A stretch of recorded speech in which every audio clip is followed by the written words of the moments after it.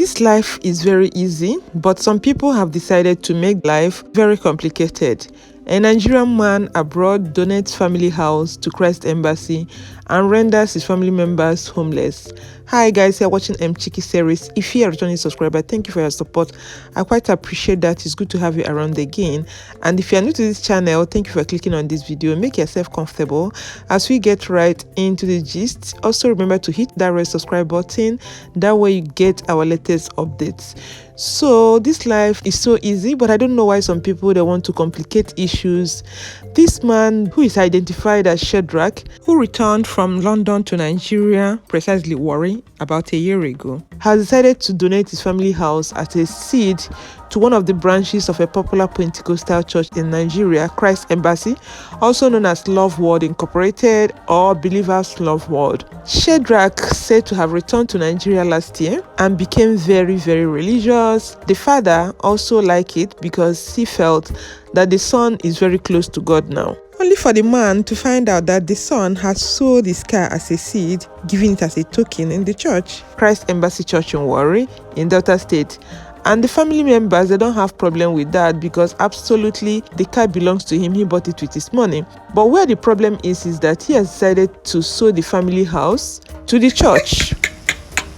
It shock you? In as much as he contributed most part of the money, but that should not give him the audacity to sell the house. The house is even on his family land. According to the family, he went to donate the family house to the church without the knowledge of the family members, who only got to know of the development recently, and the family has now come out to ask for justice after Shadrach's father noticed that people have been going around viewing the property, having some discussions. When the man now made the inquiry, he was told that the property now belongs to Christ Embassy. The house is valued at 25 million, and the house was built on land owned by the entire family and with the money contributed by the whole family, though Shadrach contributed the lion's share. The house is currently being occupied by Shadrach's father, cousins, and 4 tenants who paid the rent. So I will let you watch the video and I'll come back with the rest of my thoughts.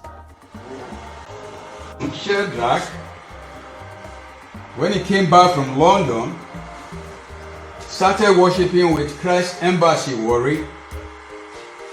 I was so pleased that my son becomes a Christian. But sometimes, unknowingly to me, the car he was using, he gave it to the church. When I asked him, he said he sowed a seed with it. Later on, information reached me that even the family house we are living now with 4 tenants, my children, and a store that he has given it. We have contacted our lawyer to intervene. The family is opposed to it. We see this opportunity to appeal to Pastor Priest Oyakilome to direct his Warri senior pastor to release the house document.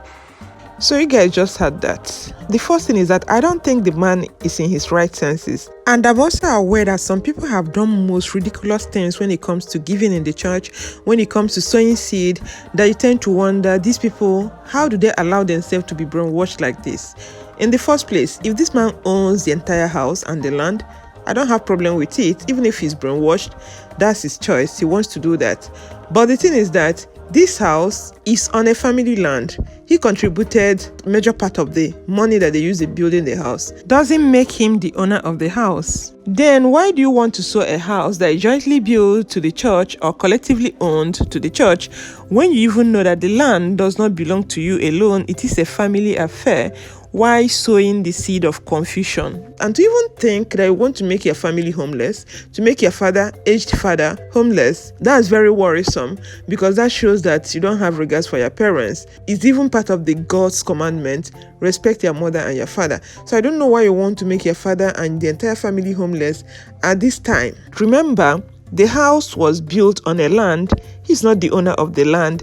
The land belongs to the whole member of the family. So I don't understand how a Christian will want to render the whole family homeless. Is it that he didn't think about it? He doesn't know that the family owns the land? Even if he contributed 70% of the materials or the money they use in building the house, he's supposed to have a rethink to know that the house belongs to the entire family. He contributes the larger part of the money, yes, but the land does not belong to him. The land belongs to the whole member of the family. So coming to the church, for the church saying that they will look into it, to me, that one doesn't even stand. The house does not belong to the young man. Therefore, even if he has used it to sow seed in the church, that seed is supposed to be nullified and the property returned to the owner. And any pastor that is against it, that doesn't want to hand the property back to the owner, is just a thief. That's the way it is. Whether you like it or you don't like it, I don't care what you believe in, but that's the way I see it. You can't take property that belongs to the entire family, including the land, and give to church all in the name of seed. The man gave his car, fine, that's his cup of tea. He decided to give the seed to the church. It's okay, he owns it completely, so that one is nobody's business. That's what he wants to do. But you can't use somebody else's property because you contributed the larger part of the money. Then you decide to give the property to the church. That's the area I think that there is a big problem with this. And if the pastor, whoever is in charge of that branch of Christ Embassy, is still contemplating whether to give back the property or whether to return the property, I don't think it's right. The pastor, whoever, even Chris Ayakilomi, the general overseer of that church, is supposed to give a directive for the pastor to return that property. These are the things that when it happens, you start thinking, these people, do they even reason at all? Let's say that the church did not know that the whole property does not belong to the man, but now the family has complained. Best thing they are supposed to do is to release the property to the owner and tell the man, if you want to sow seed, then you use your own to sow. That is not a problem, but not a house that is collectively owned. Even if you've contributed 90%, for the fact that some other people contributed 10%, and moreover, the building is on a family land, you don't have right to it. They don't give away family land. They don't use family land to give seed. You cannot give it out.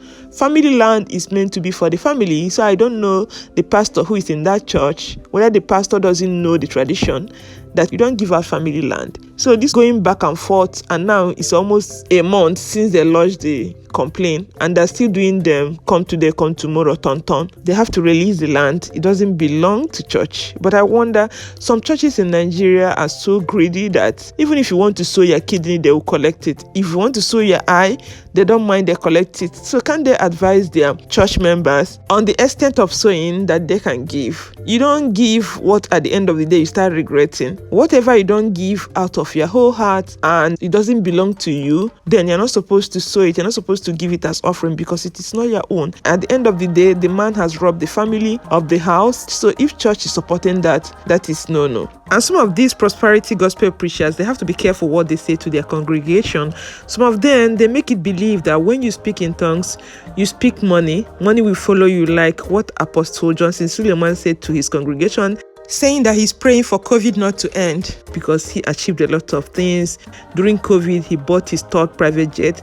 However, after a heavy backlash from Nigerians, he said it was a slip of tongue, that no man of God will pray for COVID not to end. Really? Slip of tongue, slip of mouth? And when you speak in tongues, that you are printing money, which is not true, which is a lie, but he will not go and tell them the truth. And that was what made a man living in Japan to blast him. I will also attach this video.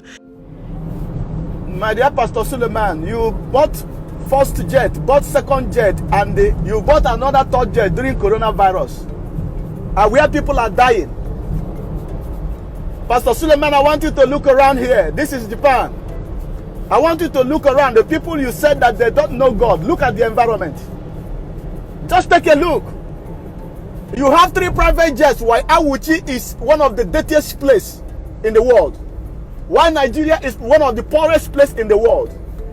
And you have mind to buy the first jet, second jet, and the third jet during Corona when people are dying.